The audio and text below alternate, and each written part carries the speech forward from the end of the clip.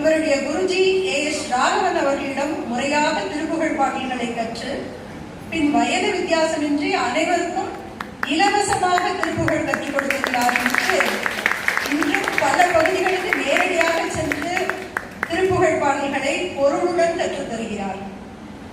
2010ஆம் ஆண்டு நொய்டா தமிழ்ச்சங்கம் தமிழ் சார்ந்த இறைப்பணி வாழ்நாள் விருது வழங்கி கௌரவப்படுத்தியது.